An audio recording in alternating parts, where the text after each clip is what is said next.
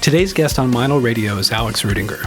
Alex, or Rudi as he's known to many, is all at once one of the most sinister metal drummers on the planet and one of the kindest human beings on the planet. He easily owns both of those descriptions. Alex was born and raised in Frederick, Maryland.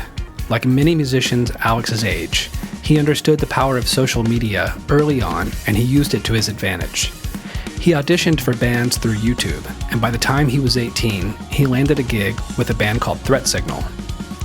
After a time spent touring and recording with Threat Signal, Alex went on to play with many more bands: Good Tiger, The Faceless, The Harp Machine, Conquering Dystopia, Intronaut, Revocation, Monuments, Evan Brewer, Ordnance, War of Ages, Cognizance, and many more. His current gig is working with the East Tennessee metal outfit Whitechapel as their live fill-in drummer, a gig that Alex has told me repeatedly that he really enjoys. And that's a point I'd like to bring up about Alex. I've known him for a long time, and so we've had many conversations by phone, by text, and in person. What's always struck me about Alex is how much of himself he gives to whatever gig he's been hired to do. Being a hired gun, he could just phone it in, so to speak, but instead he gives the same amount of passion, dedication, and professionalism to each and every job. Now granted, there's been some jobs he's been on that I knew were not the best situation, and I knew that Alex was knuckling down and getting the job done and just trying to get to the end of the tour. But even so, he didn't bail on the tour. He stuck it out, if for nothing else than to keep a solid reputation as a reliable musician for hire. And while he may not have been smiles the whole time, he wasn't about to unload any drama on anybody on the tour either. I really admire that about Alex. I realize that I'm talking about the touring life of Alex, which is ironic because that isn't how I discovered him. I found out about Alex through YouTube, just like many of us did. His output of video content has been consistent and really inspiring throughout the years. If I were to describe Alex by saying, high-octane metal drumming by laser precision and deadly accuracy with a high level of limb independence, I don't know if that would do his drumming justice. He's really that good. If you haven't checked out Alex's YouTube channel, do yourself a favor and do so. When we share Alex's content on Meinl's socials, even the viewers that don't care for metal, or at least the viewers that don't care for metal who have open minds, usually end up saying something to the effect of, "Not my thing, but you gotta respect that." I chatted with Alex not too long ago when the cold hard reality of having the touring portion of his livelihood put on hopefully temporary ice with no end in sight, at least for the moment, was becoming plain for all in his shoes to see because of current situations. So despite the prevailing mood of uncertainty and disappointment about what otherwise was supposed to have been a pretty good 2020 for Alex, it was good to chat with him and get his thoughts on all kinds of things. Enjoy the podcast. I'd like to welcome everybody into the Meinl Radio Podcast. We've got the main man himself, Alex Rudinger, otherwise known as Rudi. He is... What is up? Dude, he's at home right now in Maryland. And I'm here in Nashville, and we're just going to chat about all kinds of cool stuff. Dude, thank you for being on the show. Dude, thank you for having me. Mr. Chris Brewer, living legend. In my own lunchtime. Hey, you're a living legend to me, dude. Well, dude, you're too sweet. So, all right, we're going to put our bromance to the side for a second. And I've got some stuff I wanted to chat with you about. I'm just going to launch right into it. Now, there's been, as we all know, some tours that have been put on hold.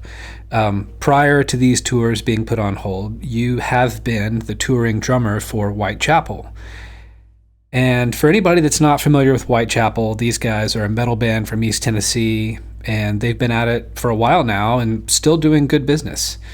Yeah. I remember when you were going on the road with those guys, you told me that it was some of the best, most quality touring you've done as far as like comfort level and good crowds and just business being done correctly. And so I was happy to hear that for you. Thank you. Yeah, you know all too well, the details of everything else I've been through. And for anyone that doesn't know, like I've known Chris at Meinl. Meinl was the first company I ever endorsed, and I've been with them for almost 10 years now. So I've known Chris a long time. Yeah. Hell yeah, party. Hell yeah, dude. Mm-hmm. Well, I got a question about those guys, and Yeah. it's not the most PC question, but I'm not the most PC guy, so I'm going to put it out there. Go for it. They've been through some drummers. Why is that? Why is that? I mean, I don't think the one thing that and I think I mentioned this to you before, but like a while ago when we talked, I think when I was first on board with them, but I don't think they have gone through as many drummers as people really think. I think they get a bad rap for that. I mean, they had Kevin. He was like an OG guy. He played on their first few albums. And then they had some fill-in dudes here and there. They had a guy named Gavin, who I know you know as well. He did a couple tours with them. I think Gavin I know he plays Meinl. I don't know if he's an official Meinl guy, but I know I've seen videos of him online. He plays Meinl. But then they got Ben Harkleroad, and Ben was in the band a long time. I mean, he was, he joined when they started. Like, he didn't play on New Era of Corruption, but he joined for all the touring. He did all the touring for that album. So that whole touring cycle, then he played on their self-titled album, their Our Endless War album. What else did he do? He did, what was the one? Yeah, so then I guess the next one would have been, not the most recent one. Yeah, The Saw is the Law, or not The Saw is the Law. Wait, is that? Man, I'm like brain dead right now. I can't even remember the band's albums that I'm playing on. Well, let's look at it this way. Let's Mark look at of the it this Blade, way. that's the one. Okay. But yeah, he's done three albums with them, and then they parted ways with him. But I mean, 4 album touring cycles and 3 albums is like, 5, 6, 7 years, something like that. So, I think he was in the band a pretty long time. And yeah, I mean, I don't know. It's not they're definitely not bad dudes or anything, and I know that's not what you were implying or anything. But they, I think, get a bad rap for that, kind of, because I've gotten that a lot before from other people being like, man, they sure go through drummers and stuff. And it's like, well, actually not really, if you look at it. All right, well, I stand corrected. I mean, I remember the first dude, Kevin, he was a Meinl Cymbals artist, and what I heard at the end of the day after... Yeah, what I heard at the end of the day after him was that his feet weren't there. And then the next guy they got, Gavin, I heard his hands weren't there. And then they got Ben, and Ben had everything they needed. And you're right, dude, Ben was with them for a good chunk of time, for sure. Yeah. I know Kevin, Kevin... his feet weren't there, but in his defense, from what I understand, he was in an accident, got his foot run over by a car or something. And my foot wouldn't be there either if I got my foot run over by a car. Yeah, and then after that, he tried, but I think he just never got back to where it was, and he quit. He didn't get fired or anything. They didn't even want him to quit, but he was like, man, I don't feel good doing this anymore, and then Gavin was never a full-time guy. He was just a fill-in on some tours. Right, of course, yeah. That was all he was ever, he was told that, at the beginning. And then, and they've done the same with me in that, like, I'm technically a fill-in, but to be honest, like, we all get along really well. And I've been getting that question a lot, the last year and a half since I've been playing with them. Like, am I going to be a full-time guy? Blah, blah, blah. And it's not that I don't want that, but I think what a lot of people don't realize too is that, like, it's not just that they don't know yet. It's also that I don't know yet. Like, I've been in a lot of bands, and I'm in no rush to, like, legally commit to one group forever. And I like these guys a lot, and I could see it happening. But, right now we have a good thing. We have a good system for how it works, and I'm kind of the hired gun on paper. And I'm okay with that. And, like, if tomorrow they called me up and they were just like, Rudi, you're a full-time guy now, I might even be like, well, should we do that? Should we just, keep it going this way as it is for now? Because it's, I've been with them a year and a half, but it's like I'm still, I'm at the point where I don't really want to, like, join a band full-time again unless I'm really sure it's like a good thing that I'm going to do, for my life, I guess. It's like, at that point, it's like, well, what's the rush, and I think people forget a lot of the times that, like, yeah, you spend a lot of time with people, but it's like, if you're talking about committing an indefinite period of your life to someone, doing a few tours with a group of people isn't that much time. And, so I like them a lot, and I could see that happening, and it's been going good. We're working on some new material now. It looks like I'll be doing their next album with them as well, which is very exciting. Dude, and, that's awesome. Yeah, man. So I'm very pleased about that. And, but yeah, dude, I mean, it's funny, dude, like, because I know they have that rap sort of, but I don't think they've really gone through all that many drummers, and even when Ben Harkleroad, the latest guy before me, well, they had one guy filling in between the two of us, but again, it was like they just needed someone for tours. Because again, Ben Harkleroad quit. He wasn't actually fired or anything. So yeah, man, I don't know. I mean, and he had a lot going on. I mean, I'm not going to spread his stuff on here because it's not my business, but it kind of makes sense why he quit. And, yeah, they no, were of course. all, I think, kind of relieved. You brought up some points that I wanted to discuss. So yeah, go for it. Another Meinl Cymbals artist, your good buddy and mine, Naveen Koperweiss. Yeah. He recorded Whitechapel's most recent album that you have been touring in support of. How are his parts to play compared to playing the parts of their old drummer, Ben? They're so much more fun. I'm not going to lie. I love Naveen's parts so much more. Oh, really?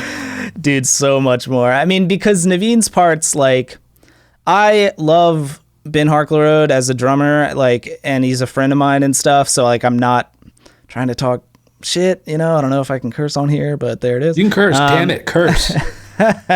All right, to hell with not cursing, am I right? Right. No, but like, I think he's an incredible drummer, but I think, I'm not gonna lie, man, some of the parts he wrote are very over the top, and I guess that's one thing that people liked about him and stuff, but like, as I've had to learn all of them, I'm just like, oh my God, it's some of it's really hard, and it's a bit much sometimes, to say the least, and to have to do it consistently night after night after night, especially. And I'm no stranger to that. Like, I've done that kind of thing plenty of times. That's kind of my MO, as being like a technician of sorts. But Naveen's parts are just a little more laid back, a little bit more for the song, and as a result, they're just more fun. I can, in the live environment, they're just more fun to play. Like, I love doing the technical stuff. I always will. But it's definitely my experience that I enjoy doing that stuff more. Recording. I like recording it and doing it at home, but then doing it on tour night after night can be exhausting. So Naveen's parts are definitely more fun to play, just being honest. No, that's, I appreciate the honesty. Now, you had mentioned a few minutes ago talking about how killer of a situation you're in right now, but even so, given how many bands you've been a part of and situations you've seen, you're still reluctant to fully say, yeah, I'm 110% a full member, should that question come up, and that's fine. I don't think anybody would take anything bad away from that. It's just your prior experience. But the last time you were in a band that you made that leap, that big leap, and you said, this is my band, I mean, you spent the first part of your career working for other bands, being a hired gun of sorts, and then you finally had your own band with Good Tiger, which I don't think is it's actually no longer a band. How was that experience as far as hopes and expectations versus the reality? Dude, that's a good question. It was definitely not, I mean, it was exciting in that, like you just said, and, for anyone listening, Chris knows that, for my whole career thus far, like, I was basically joining on to situations that weren't my own band. I wasn't an original member, and at first I didn't think much of it, but then as time went on, I was like, man, like, it'd be cool to have my own thing and build my own thing that I'm a part of and I can kind of identify with, and and that's definitely what the hope was with Good Tiger, and that's what we did. Hey, I have to interrupt. I have to ask, when you say do your own thing, was that more based off of calling the creative shots? Was it about reaping the economic benefits, or was it both? I'd say both. I think, one thing I dealt with, I mean, creative-wise, like, I mean, man, in the Faceless, that band was such a train wreck internally, how it was being run, that we never even got to the point of being able to write creatively together, at least not while I was in the band. unfortunately. But so yeah, there was definitely a part of that where like I was kind of like, man, I haven't even like gotten to actually play on that many records yet, and I wanted more creative input, but then also I've been in some pretty unhealthy situations in terms of how the business was being run monetarily, and I wanted to be in my own band where I was an equal business partner, and there was not one dude controlling everything and taking more money and hiding certain aspects of how it was being run and not being honest with us. Like I was just so over it, like there wasn't even, it was a weird situation where like, in the Faceless specifically, it's like we were full-time members when things weren't going well, but then, when things were going well, he was kind of like, oh, well, I get more because this is my band, like I'm the sole proprietor, blah, blah, blah, like, and I mean, obviously there's been a lot of, he's opened up online himself about his drug addiction and that sort of thing. So like there's obviously there was a lot going on behind the scenes in that situation specifically, but yeah, man, it definitely was both, wanting to be able to kind of like be in control of the business and have a creative voice that really would be heard more.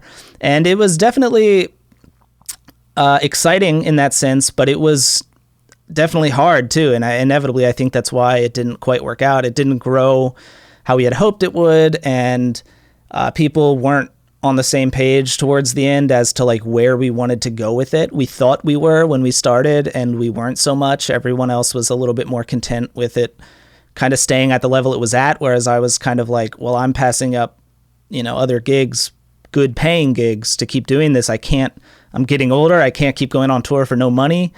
Like, it's just a reality. And, so it was definitely a disappointment in terms of the reality of that, and what had to happen, but I think after that, as much as like I would like to have like grown my own band into something that could really provide for me, the reality was like I couldn't get it to work as well as I'd hoped. That's not to say I couldn't again in a different situation, I guess, but I think at that point I was kind of like, you know what, like I'm okay with this though. I tried, I gave it my best shot. I started my own band, honestly, like probably arguably the best startup band situation anyone could hope for. We got like an insane amount of money from an Indiegogo, which really helped us initially, like a crowdfunding thing. And then that put us in a great position of leverage. So our album contract was good. And even with all these great things that most startup bands would dream of, it was still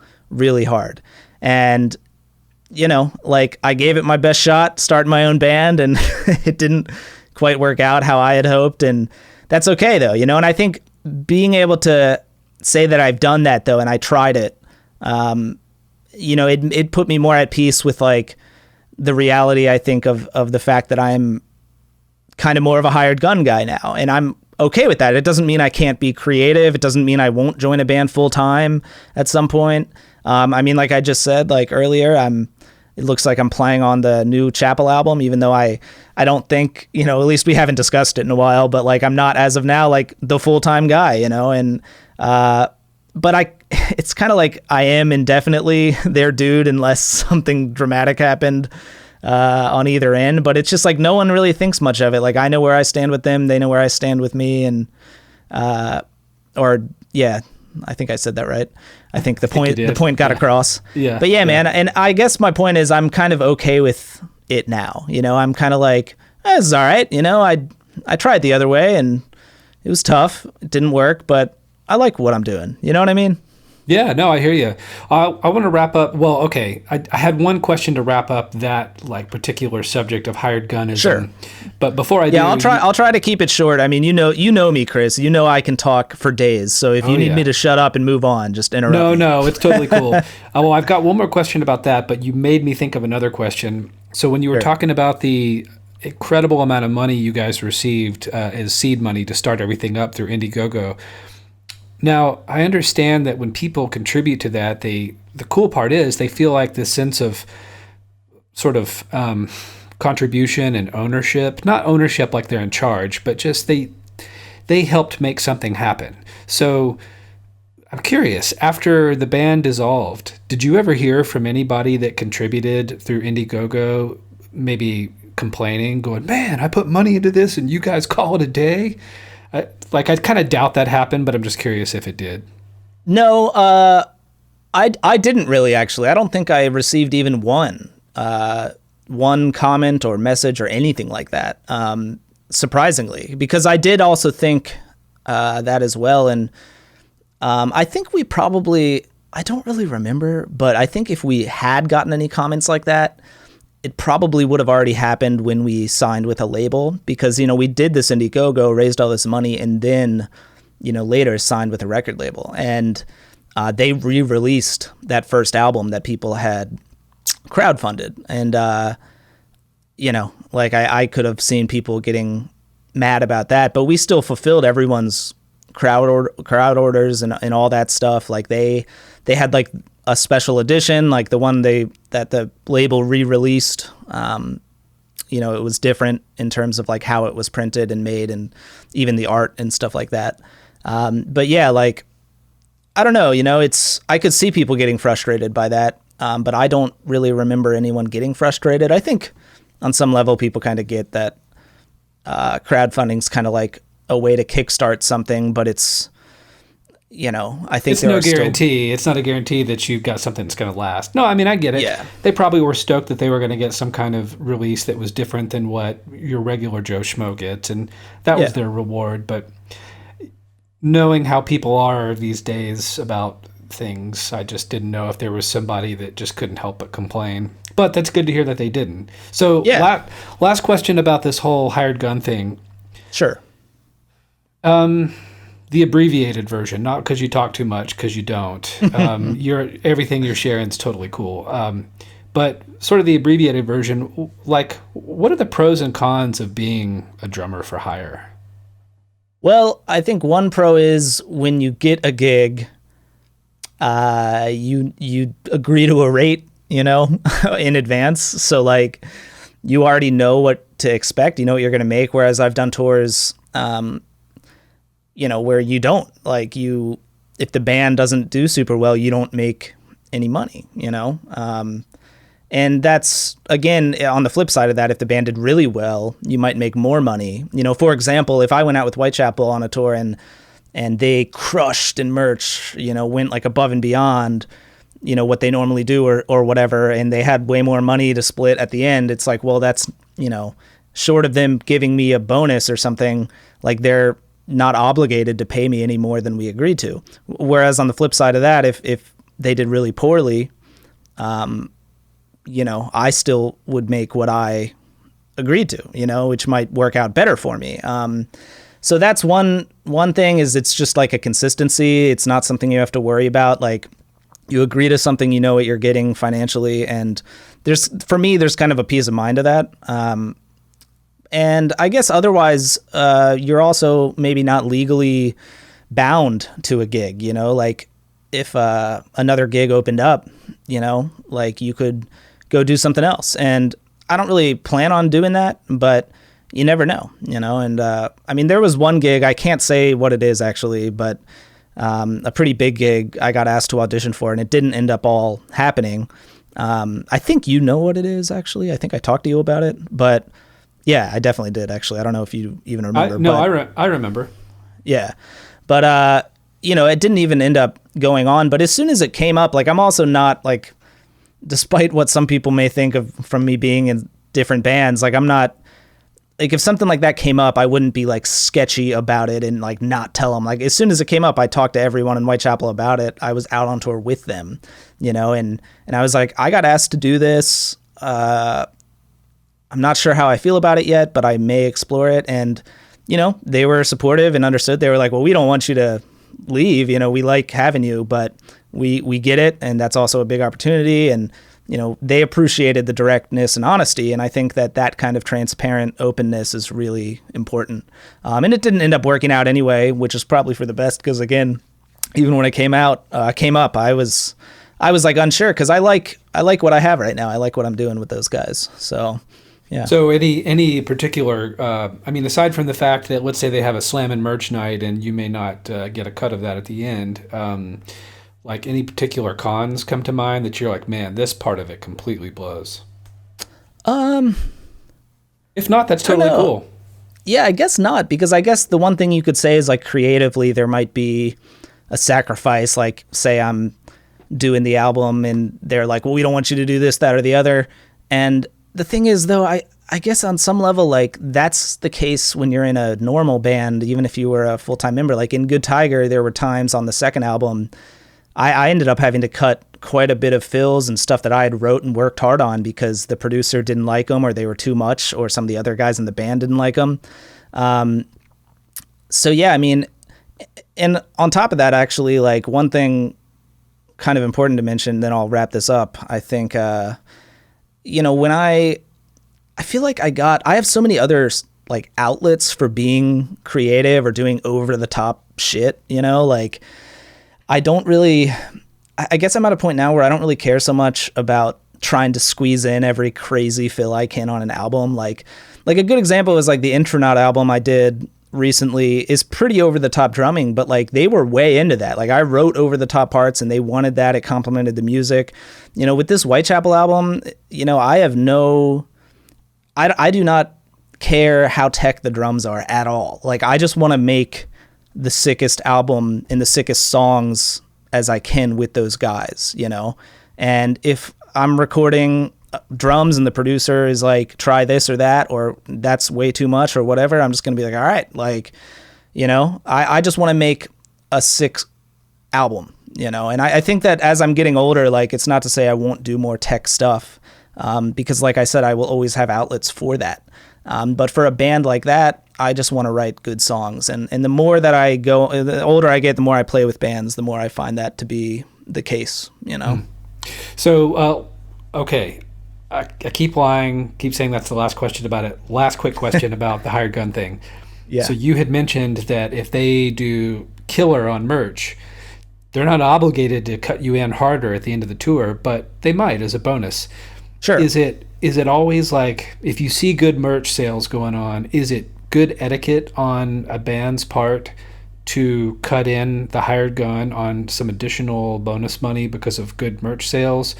Or is it just, like, if they didn't do it, not Whitechapel per se, any band that there was a good situation going on, if they didn't do it, would it make you kind of internally raise an eyebrow, or would you just literally be like, oh, that's fine, whatever, it's their choice? That's a good question. I don't think I would really raise an eyebrow, to be honest. Like, I think it would be great, but I don't, it's just not, it's like, I know my place, I know, it's like, it's on me. Like, I agreed to the terms, like, I mean, of course. Yeah. So it's like, if I'm unhappy with something, I can voice that, but, right. I think that's just a matter of like, being honest about how you're feeling and that sort of thing. Like, if you're like, hey, I'm working really hard and you guys are crushing it, like, would you be amenable to, a raise, I guess, or whatever. But no, like, I wouldn't really raise an eyebrow. And Whitechapel does do, they take care of me. Like, I know between the last two tours, we had like a couple days off, and they surprised me with like a flight home. I took just go home for like a couple of days, because originally I wasn't gonna. Originally I was just gonna go and be in Tennessee for a few days where they live, and I was gonna rehearse for the next tour. Just, it was like a few days off, literally. But then we realized that the equipment, which was coming back from California, we were flying back, wouldn't be there in time, and there wouldn't be anything for me to do in Tennessee anyway. I couldn't even drum, so they were just like, we bought you a flight home. We want you to have a good couple relaxing days, we're all getting that. So, and they kind of just surprised me with it, and that was really cool of them. Dude, so yeah, that's cool. Yeah, they're good dudes. So completely switching gears, your buddy and mine, Matt Halpern, he once told me that he knew you when you were a young up and coming drummer, and that you were always nonstop, incessantly practicing. So if that's accurate, how much of that nonstop, incessant practicing was actually necessary, and how much of it was born of a maybe slightly OCD neurotic trait that you may or may not possess? Dude, I definitely possess it. Come on. Chris knows it. He knows it. I don't know, man. I think it might be... I guess 50, what I'm saying is... I don't know. well, hang on. I guess what I'm saying is knowing what you know now about practicing, about the art of efficiency and making the most of your time. And obviously when you're young, unless you're an extremely old soul and you can grasp some concepts way ahead of your experience, right, you don't necessarily know that the time you have is invaluable and how to make the most of it. I mean, when you practice as a kid, it can usually go from like frantically trying one thing to frantically trying another. And if you just drilled down on one thing super hard, you would probably get there faster. So how much of that nonstop, incessant practicing was necessary, and how much of it was just, maybe not even OCD neuroticism, maybe just being a kid? Yeah, I don't know. I think, honestly, if I had it to do over again, I wouldn't really change anything. Like nowadays, I probably would change how I do certain things. But, back then, a lot of what my focus was on was like speed and endurance, which all paid off if you consider I put all those skills to use in the types of bands I was playing in. But that stuff does just take a lot of time and conditioning. It really is like conditioning at that point. It's not even...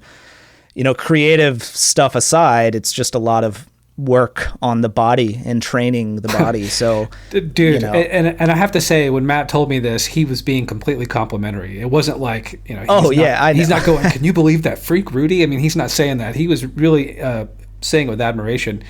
And you made me think of something. I saw Derek Rudi at the Modern Drummer Festival years ago when he performed there, and then he was doing Q&A at one point.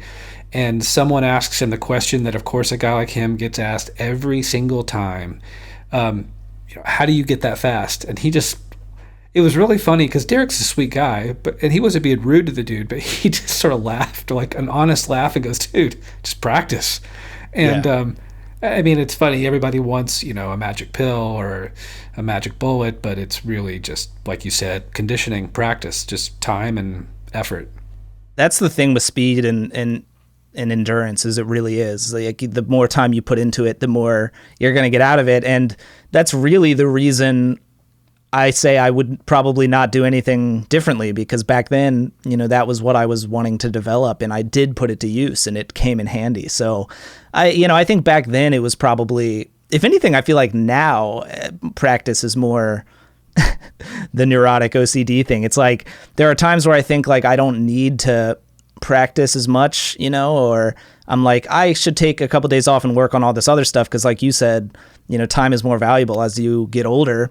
But then I have like this weird like internal sense now where I'm like, but wait, like I can't not practice for a couple days. Like, it's almost like I got so used to the regular physical exertion that without it, I'm like, it's like an addiction. I'm like, I have to do that. I can't not. And it's like, I'm still fighting it sometimes, because there are days where like I feel like I need to go do that, even when I like, it's not actually going to necessarily help me or my ability to go practice. It's just like, I have other things to do then, and it would be better if I just focused on those other things instead of going to the kit and trying to practice, thinking the whole time, being somewhat distracted, thinking like, I shouldn't be doing this right now. I need to go do this other work I have that's not on the kit, not practicing drums.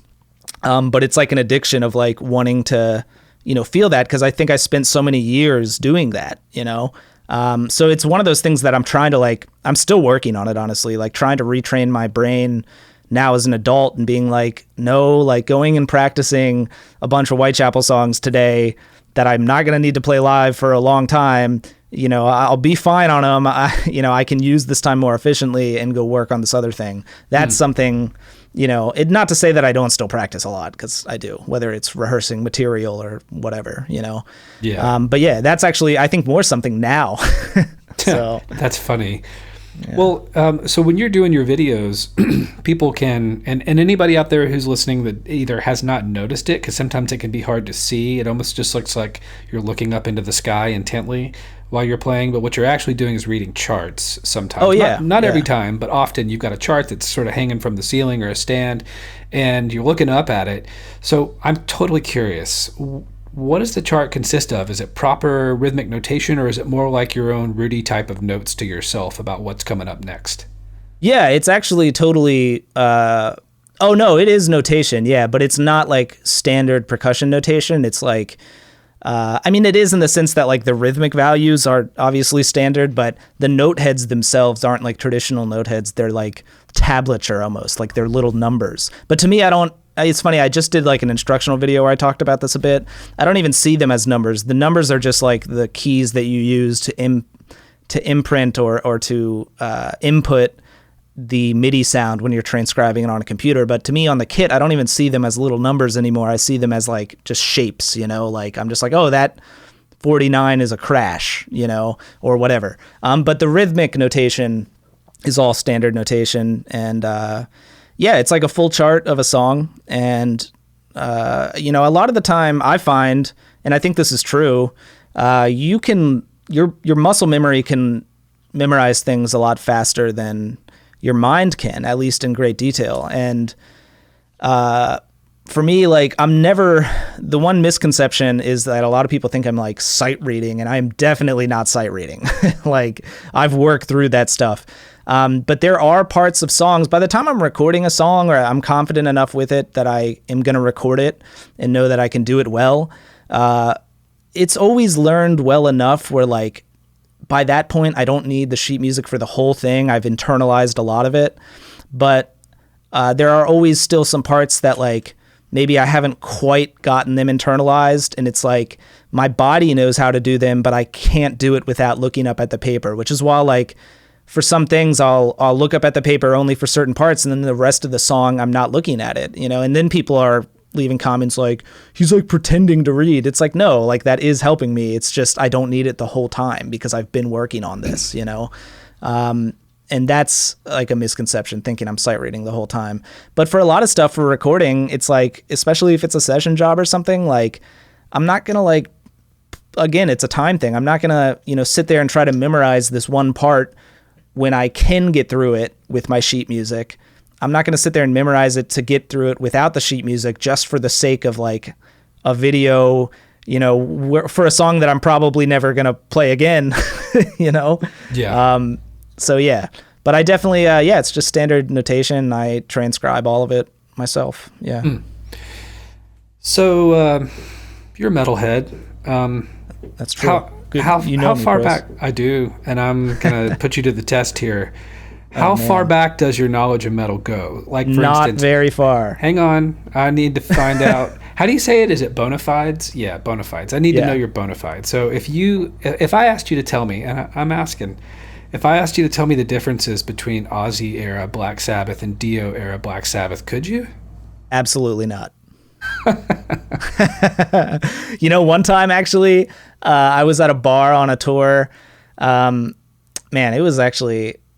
I don't really drink, and this is just a side tangent, but like one of the few times I've been drunk was because of Mark Lewis. Who actually has been on this show before. He is a Meinl Radio guest. We have a previous podcast sick. with him. Yep. Well, I love Mark, and he's a big doofus, and he's the best. But, we were at this bar, and it was like I've only on tour, especially, I've only gotten drunk like a handful of times in my life.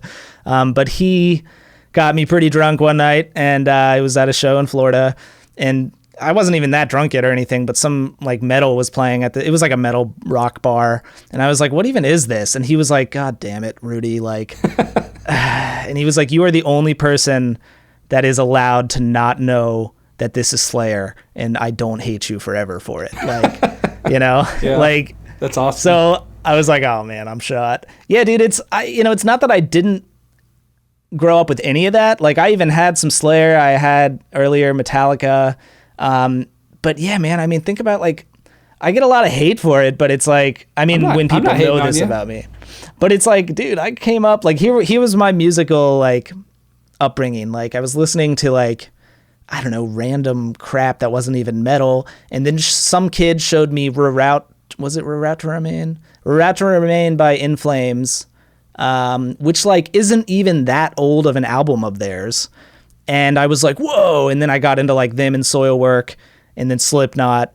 And by the time I was into Slipknot, like Iowa was already out. Like that was like the beginning. So I did go back and listen to earlier albums by different bands for sure. Like one of my favorite Nevermore albums is like their very first one, Self-Titled, which I think came out in 1991. But yeah, I mean, I was born in 1991, almost 1992. So like I never went like super much farther back, I guess, like, and it's not that I don't appreciate that stuff. I do. I don't know. It's all right, dude.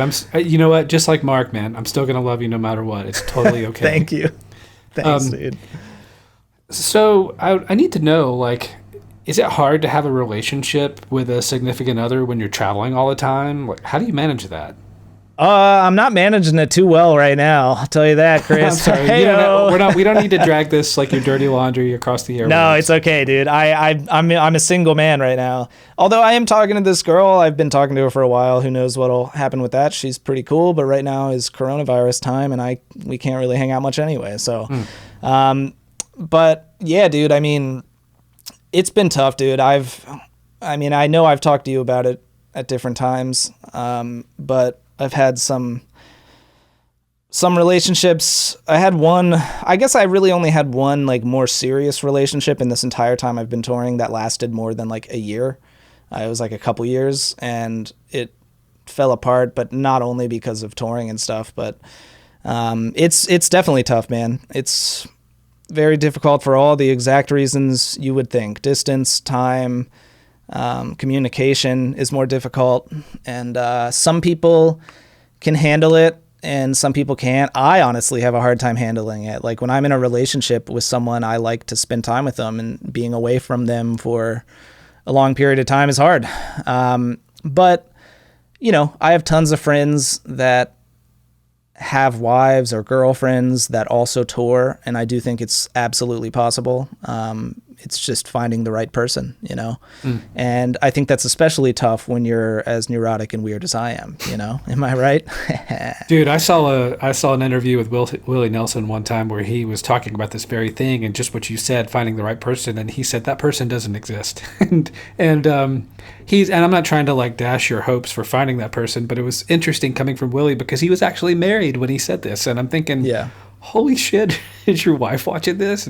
But she's Willie's wife, so like she's putting up with it because she's Mrs. Nelson. It's not a bad job. Yeah.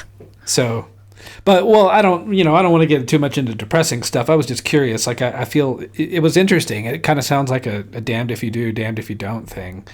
Yeah, I mean, it's definitely and it's not really depressing to me, man. It just is what it is. Like, I'm at least not at a point where I want to stop doing what I'm doing solely for that. But is that a part of my life that I wish was thriving more in recent years? Sure, but I also, it's somewhat on me too. Like I don't make as much of an effort as I probably should, because I am very distracted with other things, and I guess that shows more where my priorities are. But I do hope to find, like, I know tons of people that are in healthy, good relationships, despite maybe what that guy Willie said. But that guy, sorry, I thought I was gonna say the wrong name. So I was like, who was that metal band? Black Sabbath? Yeah, I think I've heard of them. There's that guy, Willie Nelson. That one guy bit the head off a bat or something, right? Isn't that band? Yeah, I think so. So, dude, I got another question, man. Like, when you're on the road with bands, do you feel like an outsider, or do you feel like you're part of some kind of inner circle of bands and or drummers and musicians? You mean like as a hired gun kind of thing? Well, no, like let's say there's a larger community. There's a metal community at large. So when you're out on the road and you're touring, it doesn't matter if you're a hired gun or not. And there's other bands on the road, or you're in another city and there's another band there. You got a day off, you hang with some pals, whatever. Like, is there this currently existing tight-knit circle of metal bands and that are your friends that you coexist with and that you all like have a real tight thing and keep up with and care about one another, or is there not so much and you just, or maybe there is and you just don't care to be a part of it and you feel like kind of an outsider? Like, for instance, I think there definitely is. Well, you can finish what you were saying. No. I was only gonna relate a personal experience to maybe illustrate the point, but that's not necessary. So go ahead. I think, I think there definitely is, but I also don't think, I don't partake in a lot of, one thing I really like about touring with Whitechapel is that, like, they don't really party super hard or anything. Like, they very much kind of keep to themselves, to the point where, like, sometimes I think other bands are like, why is that band like never around? Like, they just go back onto their bus and they kind of just like to do their own thing. And that's actually something I've come to really like, because so do I. I don't, so it's weird, man. I used to be really extroverted, but I've become very introverted. And I don't know, man. I like to just chill out and do my own thing. So I guess sometimes I don't partake in as much of that stuff, but I definitely think there is like a community, like I've met guys on tour that I feel like will be lifelong friends and people that I really connect with and have toured with multiple times, or even people like Craig Reynolds, another Meinl guy, who I've become really close with Craig. And, we don't talk like every day, although sometimes we talk pretty regularly.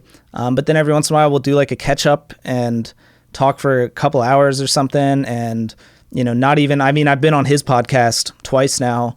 But, aside from the podcast, we talk and send audio messages to each other. And him and I have never even toured together. We've just like know a lot of the same people and got close. And then guys like Ash from Revocation and, there are tons of them. I love everyone in Revocation dearly. Those guys are the best.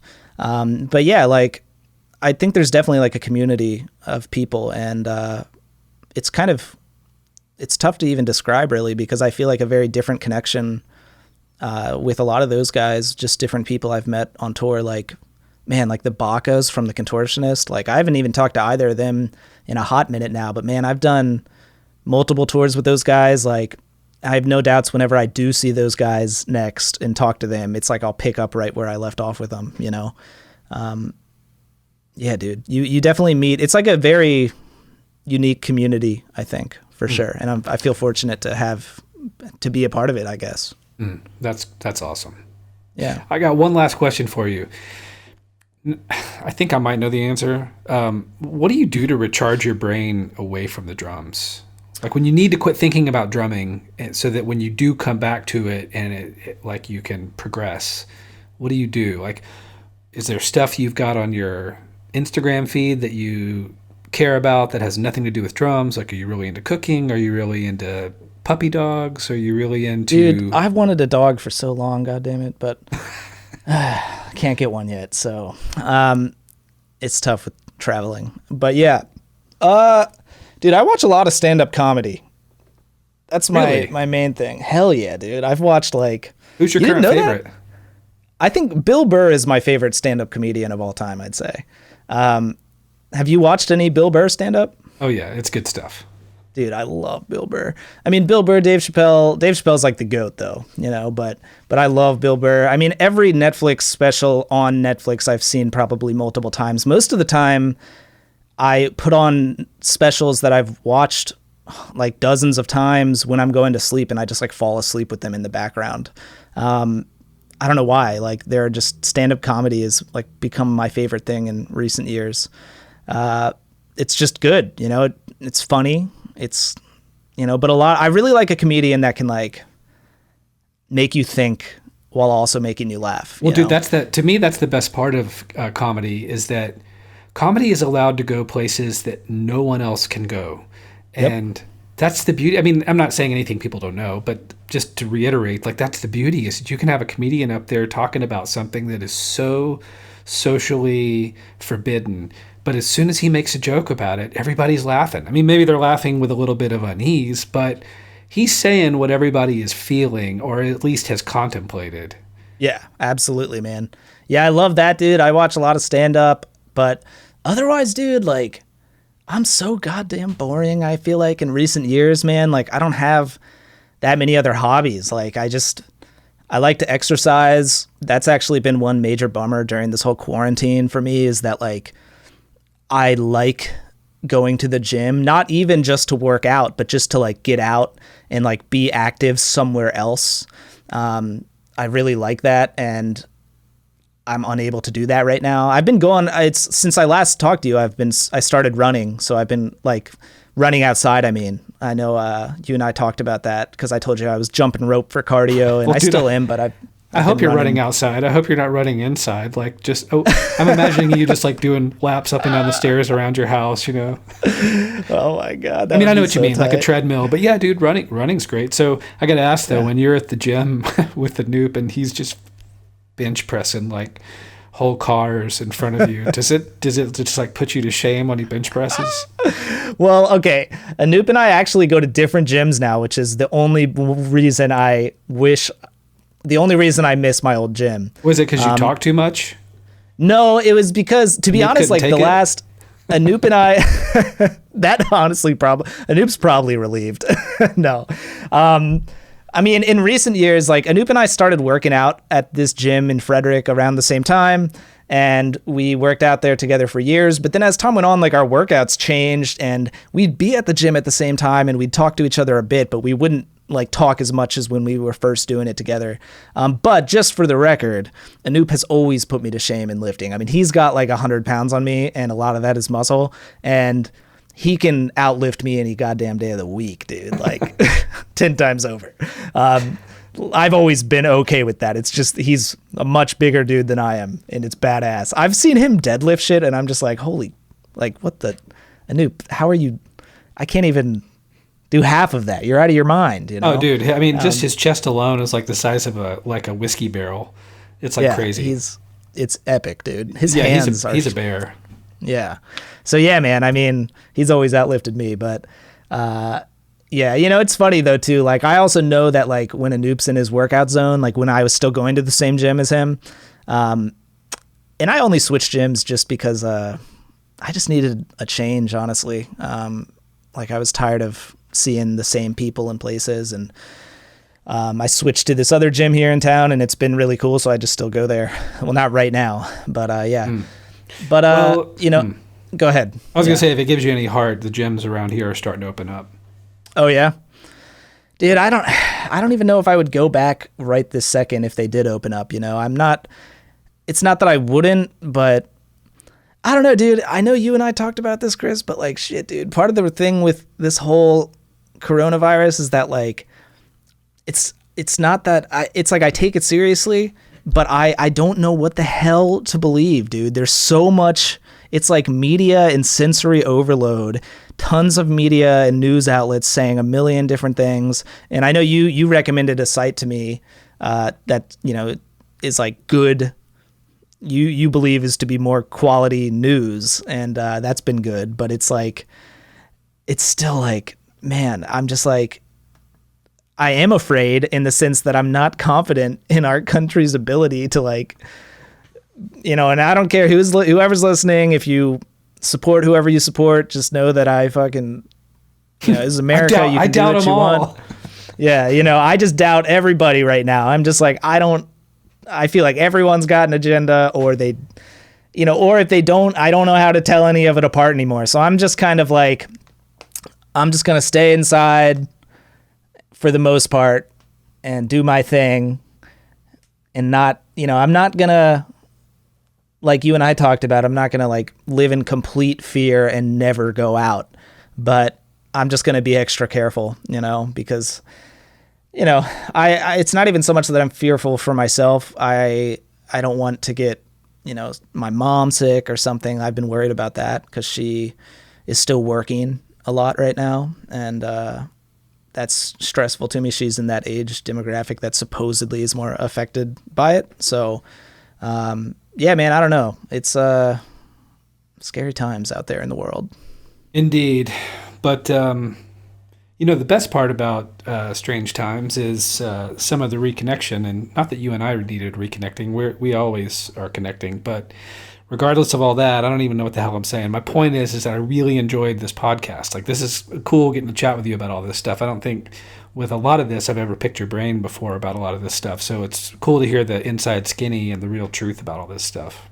Yeah, I hope it was, interesting. Dude, It was totally interesting. I think everybody will find it interesting. You're an interesting guy, Rudi. Dude, thanks, bro. I try. I'm all right. But yeah. So, man, thank you so much for being on the podcast, man. Dude, thank you for having me. It's always a pleasure. Living rock legend Chris Brewer. That's what I like to call Chris, everyone, just because. To me, he is a rock legend, even if he's not, he is. But I'm glad that you think I am. Heck yeah, dude. He's the man. Dude, thanks, Rudi. Yeah, dude, thank you. And I guess otherwise, guys, be safe out there, y'all, regardless of what you believe. Just be safe. Even if it's not coronavirus, just be safe. Thanks for listening to Meinl Radio. If you liked this episode, please head over to iTunes to subscribe, rate, and leave a review. We would appreciate it very much. Thanks, and we'll see you soon.